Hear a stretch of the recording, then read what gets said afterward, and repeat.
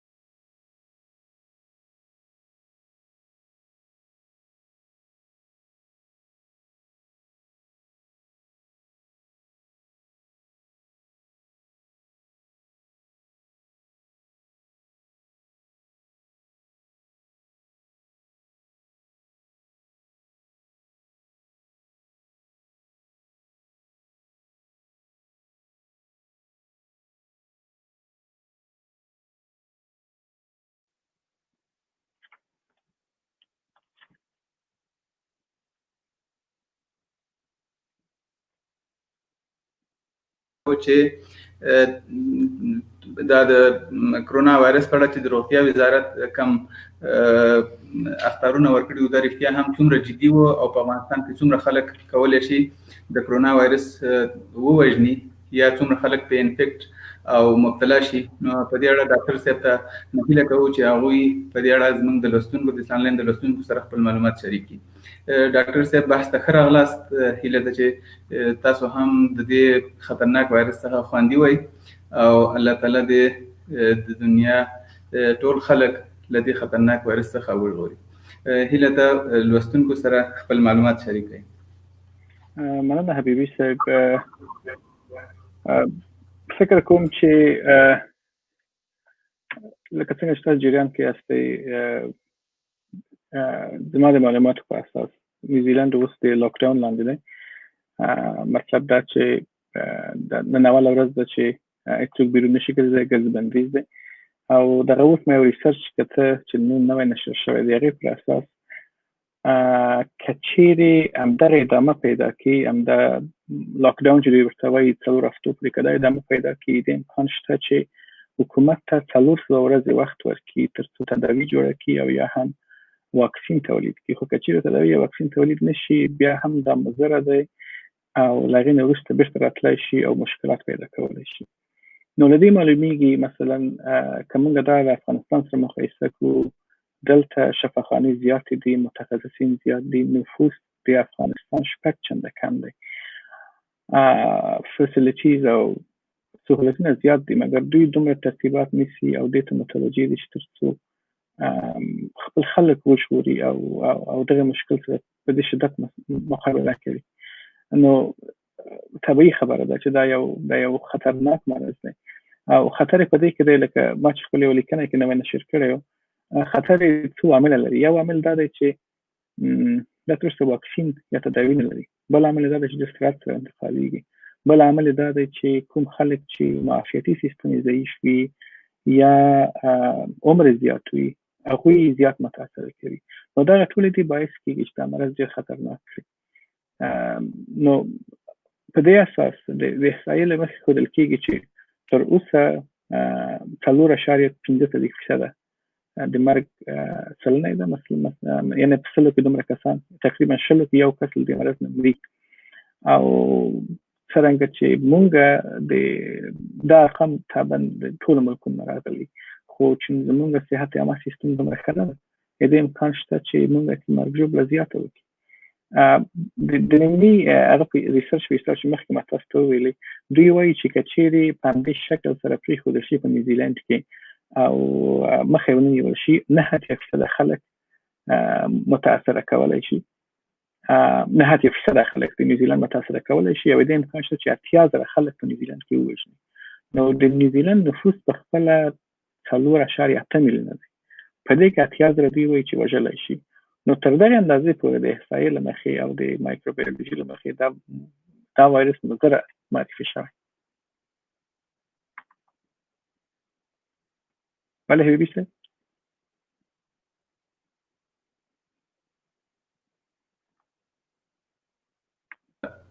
یعنې تاسو ته به معلومه وي چې خلک ډېر زیات ویریږي. آیا د دې خلکو دا دومره ویره د سایکالوژي له نظره چې تاسو په دې کې دکتورا او تخصص لرئ څومره جدي ده او څومره ویره دې باید خلک ولري؟ لکه ډاکټرانو د هدایت سره سم ډېر خلک وایي چې کله چې په انسان کې ویره ډېره زیاته شي نو د انسان معافیتي سیستم هم کمزوری کېږي او بیا د دې مرض سره مقابله سختېږي. ستاسو په نظر دغه ویره څومره ویره سمه ده او د ویرې ترڅنګ احتیاطي تدابیر څومره اړین دي؟ ولا زما په نظر حبیبي صاحب ویره په دې کې مواجهه ده. ویره باید وشي ځکه دا مرض تر تداوی نه لري او واکسین هم لري. له هغه زیات ویره نه ده پکار. که چیرې مثلا موږ په خپل کور کې اوسو، که چیرې نور خلک سره تماس نه کوو، که چیرې خپل ځان له نورو تماس نه ساتو، زیاته ویره نه ده پکار. خو دلته دوی یو نظر ورکوي، حتی د سایکولوژیستان هم دا خبره کوي چې داسې تعامل له خلکو سره وکړئ لکه تاسو چې خپله کرونا وایرس باندې اخته یاست. یعنې تاسې په فعال شکل کوشش وکړئ چې نور ځان وساتئ، لکه داسې تعامل وکړئ لکه تاسو چې اخته یاست یا نه غواړئ چې بل څوک درنه راشي د تاسو په وجې باندې په دې مرض اخته شي. اوس دا ډار په دې کې طبیعي دی. ما هغه ورځ کتل کله چې پوهنتون کې مثلا لاک ډاون اعلان شو، حکومت وویل چې موږ 4 هفتو لپاره هر څه بندوو، خلک وارخطا وو ځکه دوی ته معلومه ده چې واقعیت دا مرض شته دی، زیات دی، وژونکی دی او حکومت یې مجبور کړی 4 هفتو لپاره هر څه بند کړي. نو زما په نظر په دې کې نه یوازې دا چې ویره طبیعي ده بلکې ضروري هم ده، ځکه شاید ما ته تاوان ونه کړي، مثلا د صحیح نگاه نه شاید تاسو ته تاوان ونه کړي ځکه عمر الحمدلله ځوان دی او معافیتي نظر نه ښه اوسئ، خو بیما ستا په وجه کولی شي یو عمر خړلي کس ته یو هغه چاته چې معافیتي سیستم یې ښه نه وي یا ماشوم وي هغه ته تاوان کولی شي.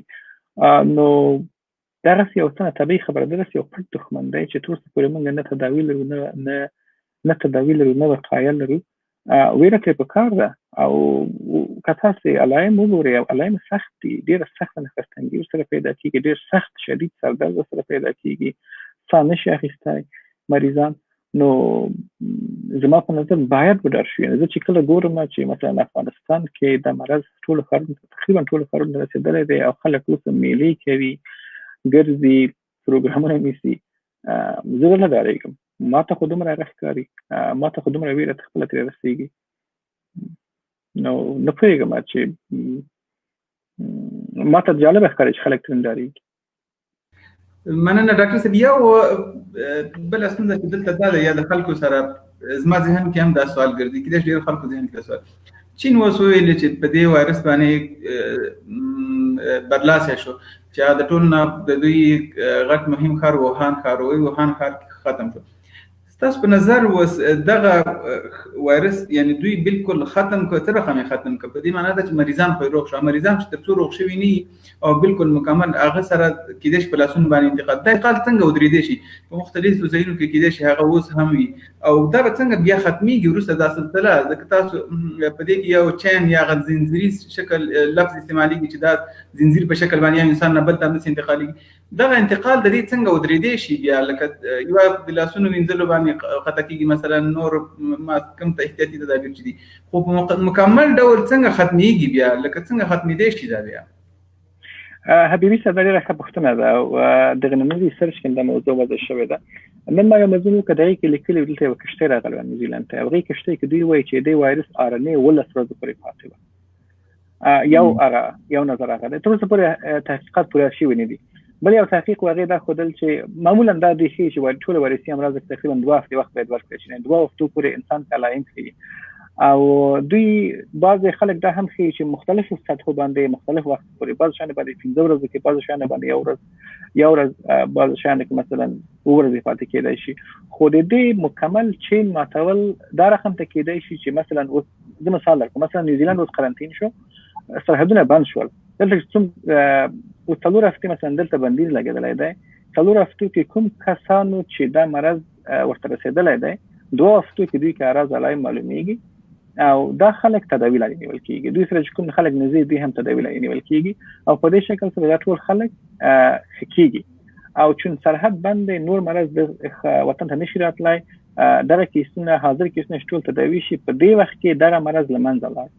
مګر دا بیخي ختم نه دی، ځکه دې امکان شته چې سبا ته بیا له خارج نه یو څوک راشي دا وایرس ځان سره بیا راوړي، لکه څنګه چې نزله او زکام راتلی شي، فلو راتلی شي، دغه رقم دا وایرس د بل چا په ورته بیا راتلی شي.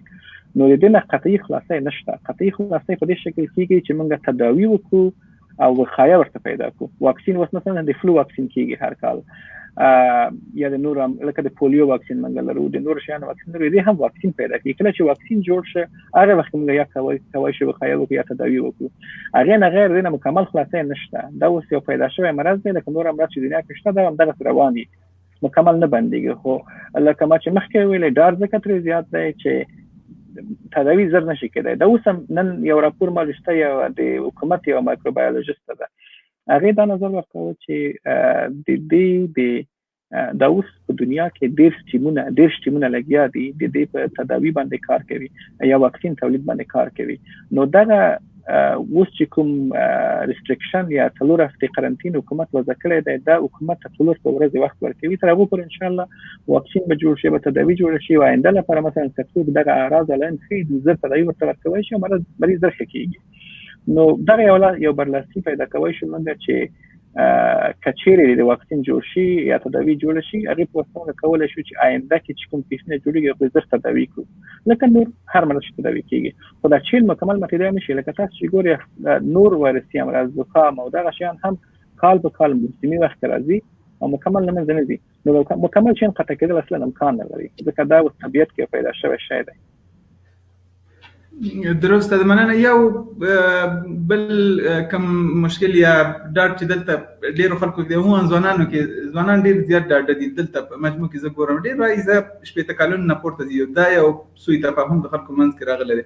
خو بیا په دنیا کې نور کم خلک چې ترې وفات شوي دي هغو کې چې وګورو نو موږ ډیر زیات خلک ګورو چې هغوی د شپېتو کلونو نه بلکې ځوانان ډیر زیات ځوانان په انفیکټ شوي او مړه شوي. دا اوس هم یو لینک ولید چې په انګلستان کې هغه خلکو کوم یا مسلمان ځوان نو هغه په وفات شوی او همدغسې نور بله ورځ یو بل چا د یو افغان ځوان چې عکس اچولی او چې دا د دې نه وفات شوی دی.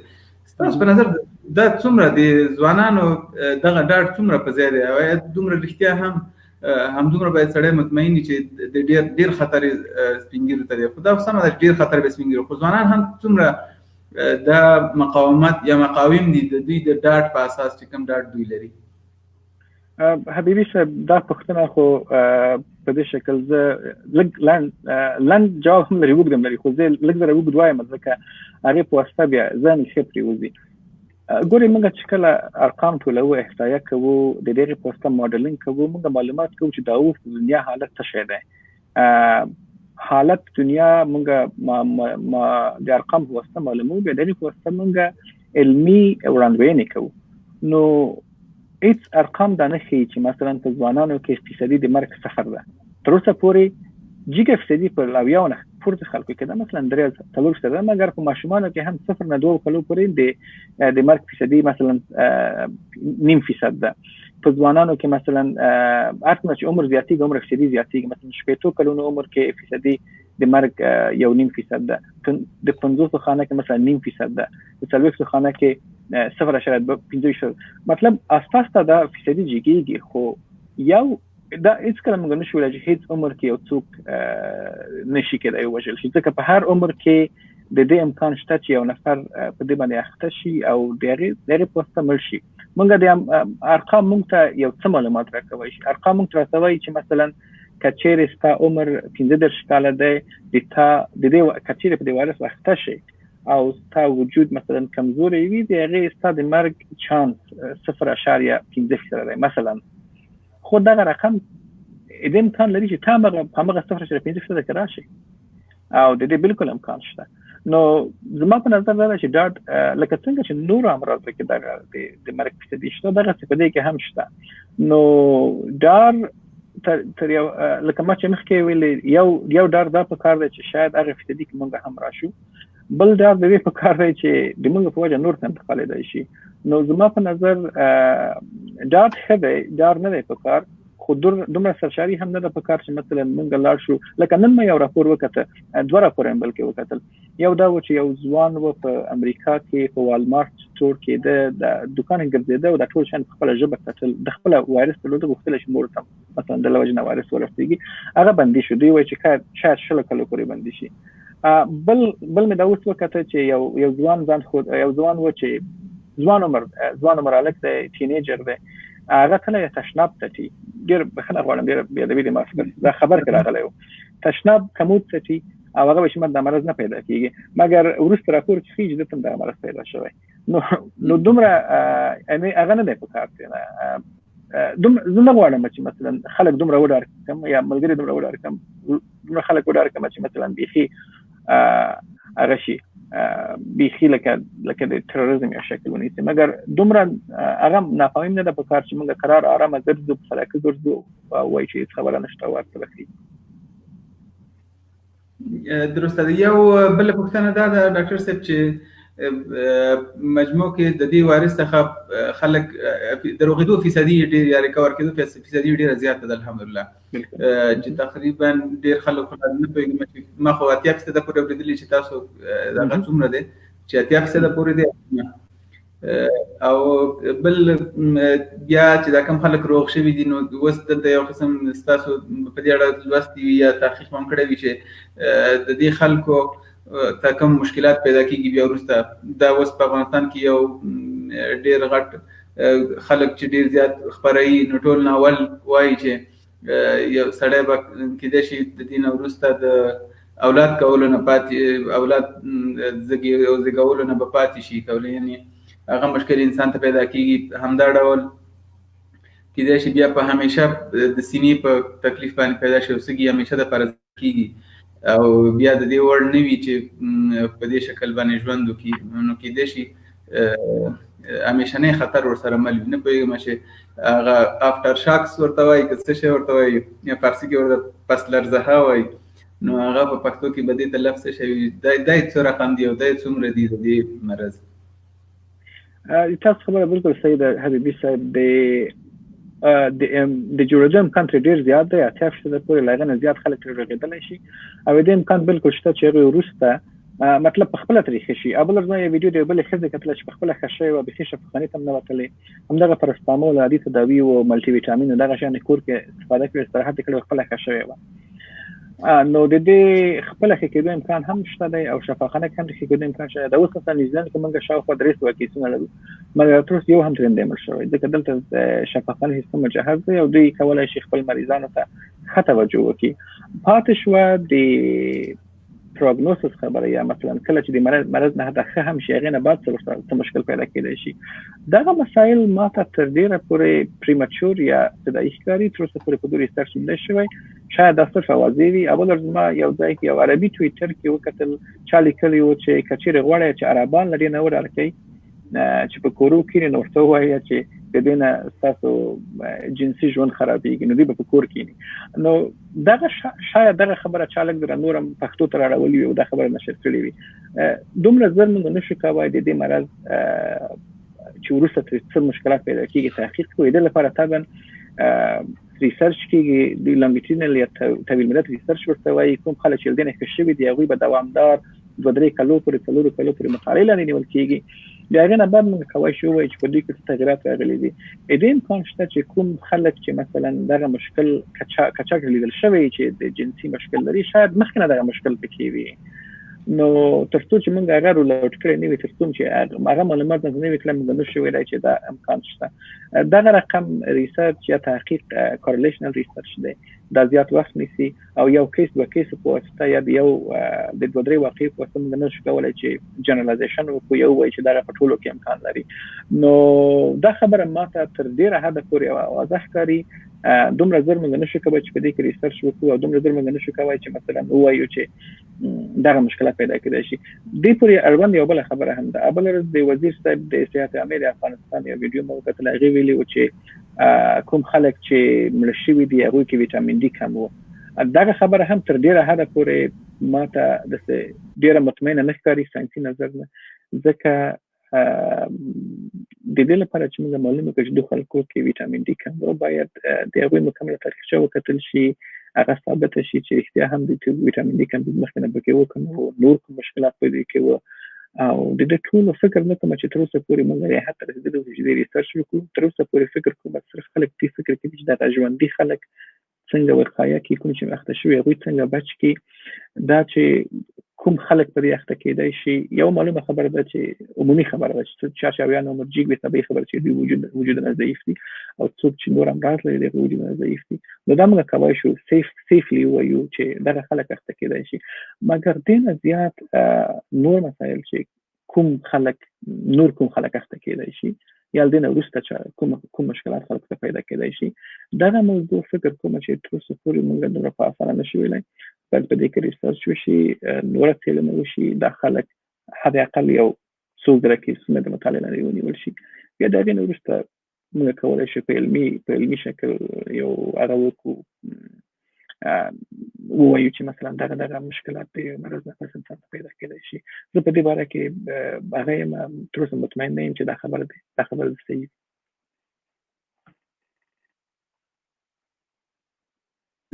ډېره مننه ډاکټر صاحب. یو خبره چې هغه دا نه پوهېږم چې هلته خلک څومره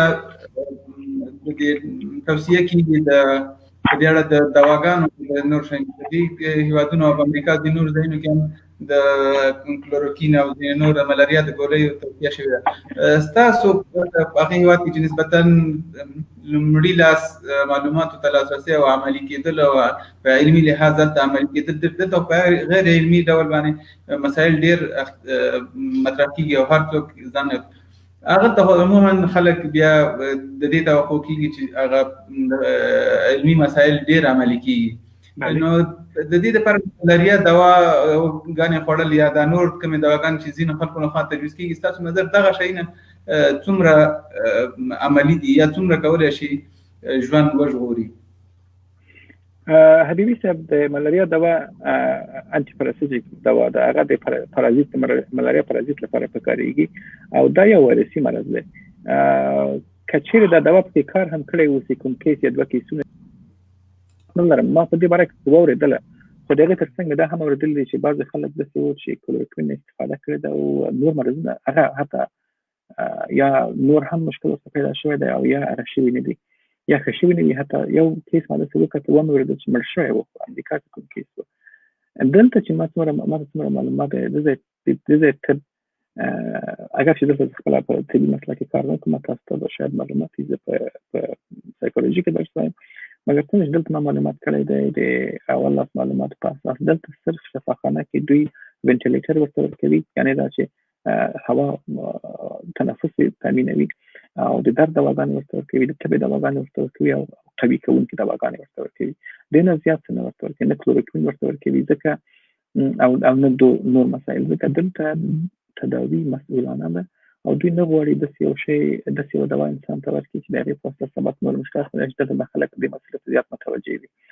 یوه بله خبره، تر څو چې د یوې دوا افیکاسي یا تاثیر نه وي ثابت شوی، زه فکر کوم چې د هغې توصیه کول زما په نظر په دې کې ښه ده چې تاسو له هغه چا نه چې دا اوس په طب کې په پراکټس کوي له هغوی نه پوښتنه وکړئ، ځکه ما دا 10 کاله پراکټس نه دی کړی او څه اپډیټ د کلوروکوین دي ماته معلومات پکې نشته، خو د خپل سابقه معلومات په اساس دومره په ډاډ ویلی شم چې دا یو ویروسي مرض دی، کلوروکوین د پارازیت لپاره دی، دغه میچ پکې نشته. خو که توصیه کېږي هم شاید زه نه پوهېږم چې ډاکټران په دې باره کې څه نظر لري، چې زه په دې باره کې طبعا اوس ډاکټر نه یم، نو زه شاید د دې جواب ورکوونکی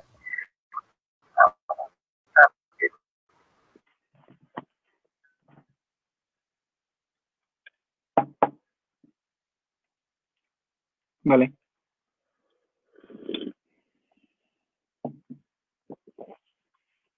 حبیبي صاحب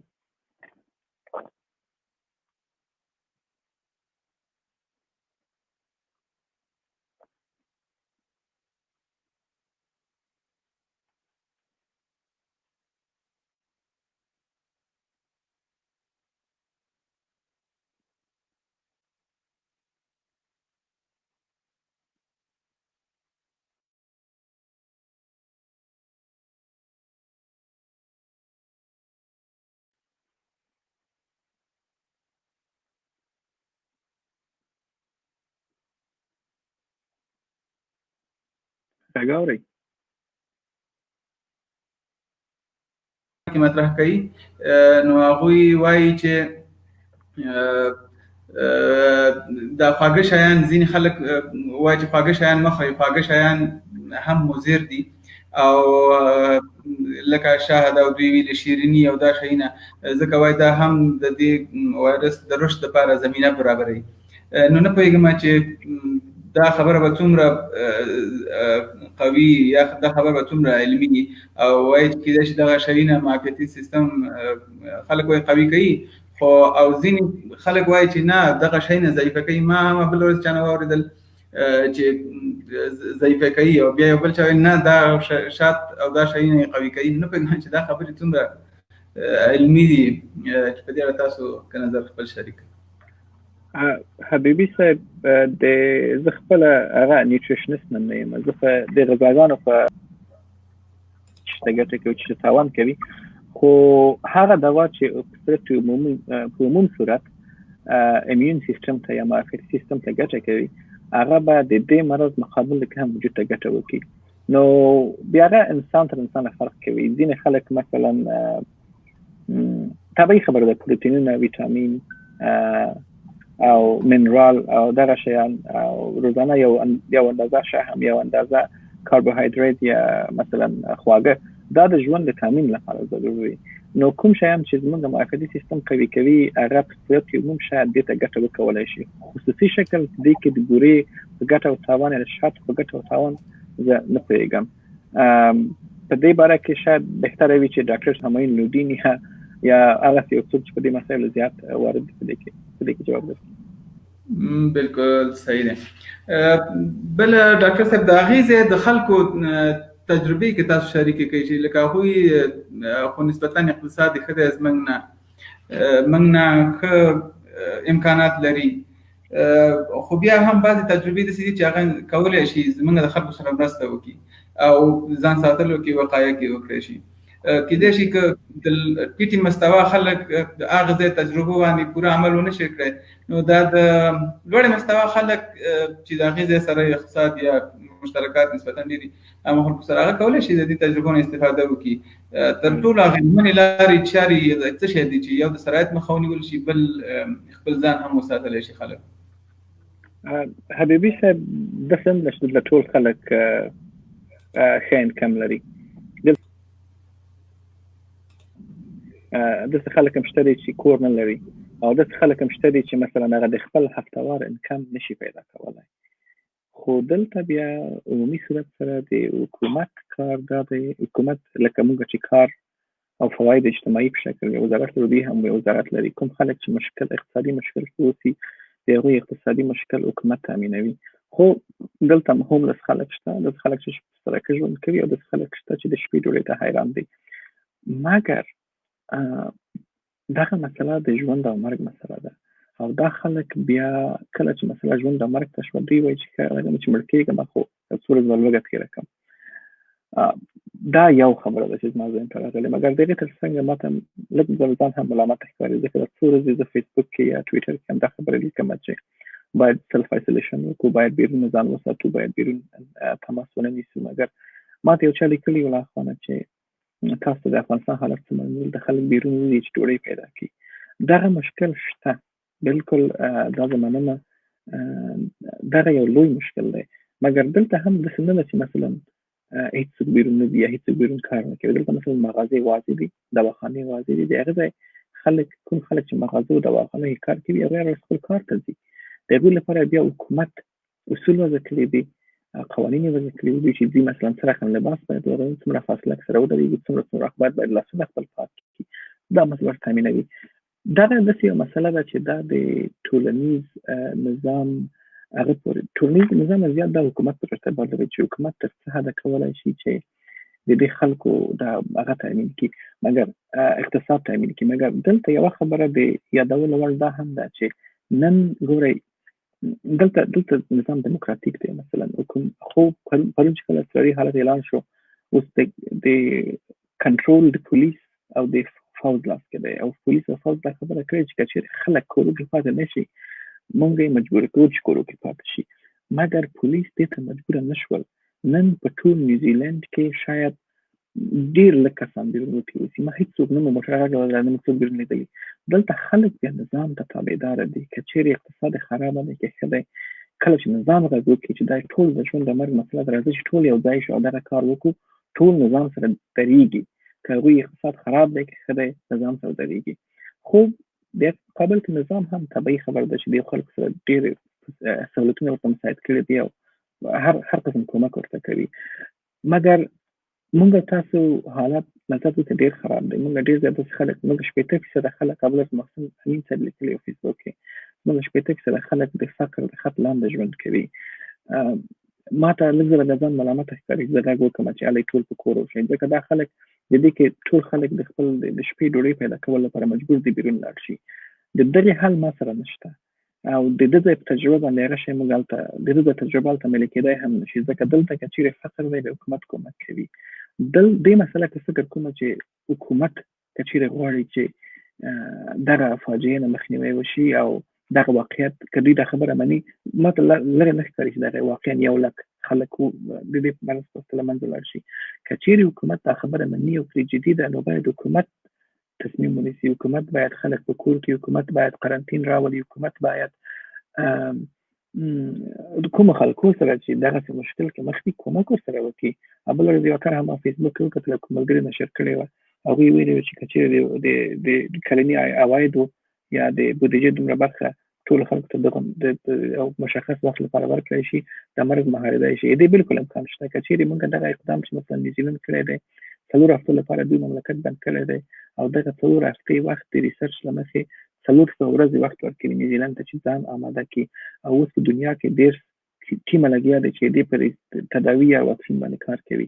نو که چیرې موږ دغسې یو اقدام وکړو او عین حال کې حکومت خیریه نهادونه کوم خلکو ته چې غریب دي کومک ورسره وکړي یا هر څوک خپل ګاونډیان نه باخبره ځان لږ باخبره کړي لږ ځان څخه څه د همسایګانو سره کومک وکړي تر څو دغه لویې فاجعې مخه ونیول شي. زه تر یو حده پورې غیر مشکله ښکاري مګر که چیرې لاس په لاس شو که چیرې حکومت په دې کې صادق واوسي انشاءالله چې امکان شته خو دومره اسانه هم نه دی حبیبي صاحب. دا کار سخت دی او موږ نشو کولی چې مثلا د امریکا یا د نیوزیلند یا د غرب تجربه مستقیما په افغانستان کې تطبیق کو. دا زما پیشبیني ده چې افغانستان کې شاید فاجعه زیاته شي. الله به نه کوي خو دا خو د الله تعالی په لاس کې دي مګر ما ته داسې ښکاري چې هلته شاید حالات سخت شي. درسته. تاسو په دې اړه باندې هغه یو تحقیقي لیکنه هم کړې وه تقریبا د افغانستان حالاتونه واقعیت هم یې پوره څارئ. ستاسو په نظر د روغتیا وزیر د خبره چې تقریبا 17 میلیونه کسان کېدای شي پې اخته شي او کېدای شي 2 لکه وفات شي او یعنی ډېر خطرناک ښودلی و. ستاسو په نظر دا یو ویرونکي د خلکو د ویرولو او خلکو دپاره احتیاطي خبره وه که نه په واقعیت سره دا فاجعه همدومره لویه بولئ؟ د دې بود همدومره لوی دی حبیبي صاحب. اوس یو راپور ته ګورم چې دوی وایي که چیرې نیوزیلند دغه هغه ونه نیسي د نیوزیلند کې دوی ماډلنګ کړی دی دوی وایي چې 9% خلک په اخته کېدی شي او 80,000 کسان وژنلی شي. او ما چې دغه لیکنه کړې وه د هغه په د روغتیا د وزیر د خبرو په اساس دا هم ما د یو څه د لږ محاسبې په اساس کړې وه اگر چې ما دلته کوم احصایي ماډلنګ نه دی کړی خو ما دغه څو عموما نظر کې نیولي وه او مې دا نظر کې نیولی و چې مثلا د دې 4.5% او 100 مرګ 4.5% دی په اوس حالت کې ځکه تداوي واکسین نشته. بل دا چې ډېر زیات انتقالېږي دې ته موږ اکسپوننشل انتقال دی د سرعت اکسپوننشل دی د طاقت فیصده مثلا 1 نه 15 15 نه 25 نه 25 په دې شکل ډېر سرعت سره انتقالېږي. بل دا دی چې د زیات عمر خلکو باندې تاثیر کوي. بل دا دی چې که چیرې کومو ځایونو کې حفظ الصحه نه مراعاتېږي او روغتیا حالت خراب وي هلته زیات خلک وژلی شي او کوم خلک چې مثلا حکومت سره کومک نه کوي او طبیعي ځان نه ایسولیټ کوي یا سلف ایسولیشن نه کوي له شرمه خلکو ته نه وایي زه کرونا نیولی یم دا نورو خلکو ته انتقالوي. اوس که چیرې موږ دغه شیان نظر کې ونیسو مثلا که زه دغه نن راپور ته وګورم دوی وایي چې امکان شته چې نیوزیلند کې که چیرې په همدې حال پرېښودل شي 90% خلک په کرونا اخته شي. نو که چیرې موږ همدغه په افغانستان مقایسه کړو په افغانستان کې مثلا 90% نه دا چې 50% اخته شي 50% نو دا شول 15 میلیونه خلک او که چیرې دغه ډېر عادي ریټ د مرګ موږ په حساب کړو 15% د 15 میلیونو ولکه کېږي که څومره کېږي زه حساب کې درته کړم نه یم. نو زما په نظر دا خبر بالکل له واقعیت نه لرې نه ده. د دې خبرې بالکل امکان شته که چیرې همدغه بېمهاره پرېښودل شي تداوي نه وي او وقایه نه وي د دې امکان شته. دا نمبر خیالي نه دی دا نمبر د احصایوي ماډلونو په اساس پیشنهاد شوی دی او زه فکر نه کوم چې په دې کې دا د خلکو ډارولو کوشش وي. خو د روغتیا د وزیر مسؤلیت د دې ترڅنګ دا هم کېږي چې حکومت باندې د حکومت د کابینې د وزیر صاحب فشار راوړي تر څو دا موضوع جدي ونیسي او واقعا په دې باره کې اقدام وکړي.